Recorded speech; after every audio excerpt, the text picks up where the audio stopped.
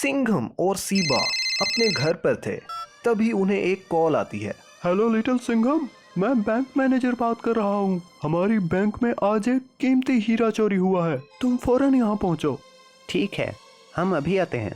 सिंघम और सीबा बैंक के secret lockup में पहुंच जाते हैं, जहां से एक हीरा चोरी हुआ था।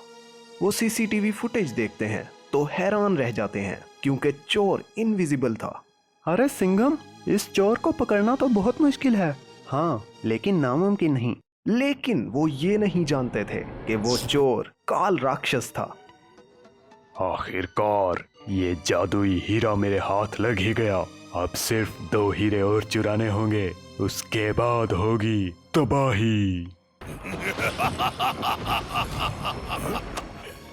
दूसरी तरफ सिंघम और सीबा चोर की तलाश में जंगल तक आ जाते हैं। अब हमें किस रास्ते से जाना चाहिए? हमें अलग अलग होकर ढूंढना होगा।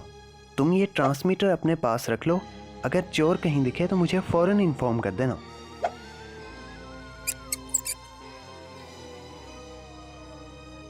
अरे नहीं, ये बेवकूफ यहाँ कैसे पहुँच गए?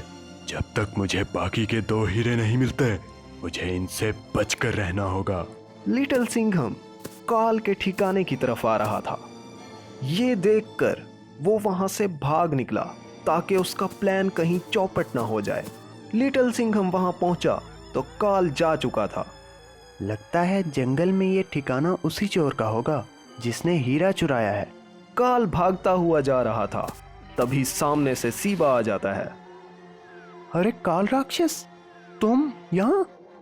हाँ मैं। अब मेरे रास्ते से हट जाओ, इससे पहले कि मुझे गुस्सा आ जाए। रुको, ये हीरा तुम्हारे पास कैसे आया? मतलब इस चोरी के पीछे तुम्हारा हाथ है।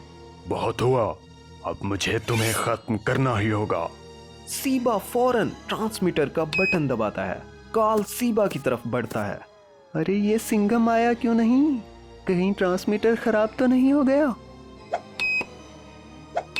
काल सीबा पर हमला करने ही वाला था कि अचानक उसे कोई जोरदार पंच मारता है, लेकिन कोई दिखाई नहीं देता। दरअसल वो लिटिल सिंघम था। काल राक्षस, शायद तुम अपनी ये इनविजिबल डिवाइस अपने ठिकाने पर ही भूल गए थे। अरे नहीं, तुम लोगों ने मेरे प्लान पर पानी फेर दिया। अब हम तुम्हें बताएंगे कि चोरी की सजा क्या होती है। इसके बाद वो दोनों काल राक्षस की खूब धुलाई करते हैं।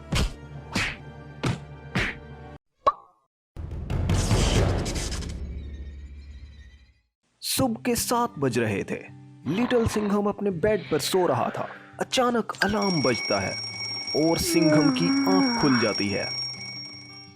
अच्छा हुआ मैं टाइम पर उठ गया। आज तो मैंने सीबा के साथ फुटबॉल मैच खेलना था।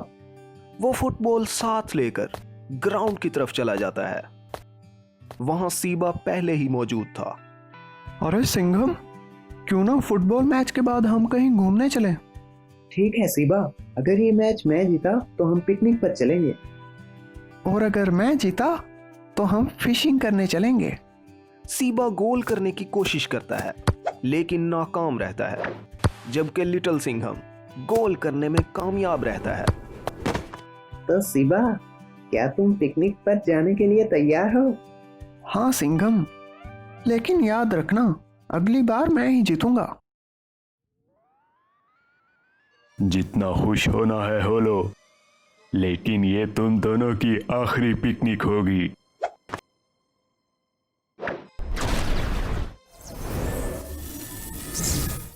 जाओ और जाकर लिटिल सिंघम और सीबा को खत्म कर दो। ठीक है मालिक, मैं अभी जाता हूँ। दूसरी तरफ सिंघम और सीबा पिकनिक का सामान लेकर बाइक पर निकल पड़ते हैं। वो जंगल के करीब जाकर रुकते हैं। उन्हें बहुत भूख लग रही होती है। वो अपने बैग में से खाना निकाल कर खाते हैं। थोड़ी देर बाद अचानक तेज हवा चलने लग जाती है। इसके बाद वहां कंकाल आ जाता है। कौन हो तुम और यहाँ किस लिए आए हो? मैं तुम्हें मौत की नींद सुलाने आया हूँ। वो कंकाल लिटिल सिंघम और सीबा पर हमला कर देता है और उनकी खूब धुलाई करता है।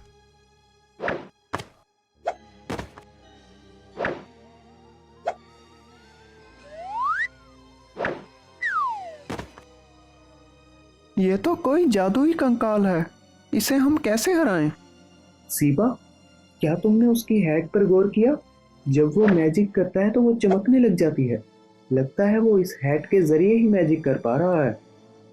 इसका मतलब हमें वो हैट उसके सर से हटानी पड़ेगी। जैसे ही वो उसके सर से हैट उतारते हैं, वो गायब हो जाता है।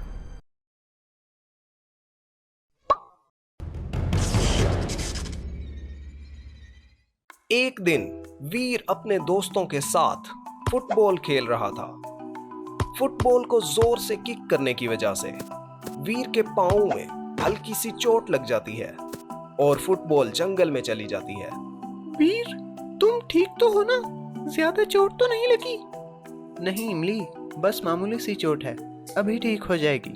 फिर वीर इमली से कहता है कि फुटबॉल तो ले आओ। इमली फुटबॉल लेने के लिए जंगल की तरफ चल पड़ती है। कुछ देर ढूंढने के बाद उसे फुटबॉल दिखाई देती है। वो भागती हुई जाती है और फुटबॉल उठा लेती है। वो फुटबॉल को उठाकर सामने देखती है तो उसके होश उड़ जाते हैं, क्योंकि उसके सामने एक डायनासोर खड़ा था। इमली के हाथों से फुटबॉल गिर जाती है और वो भागने की कोशिश करती है।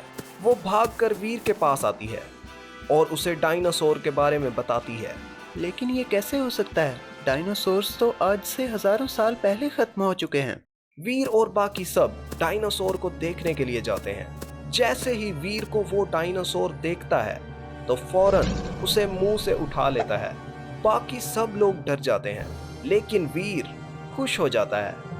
अरे डायनो, तुम यहाँ क्या कर रहे हो? वीर, तुम इसे जानते हो?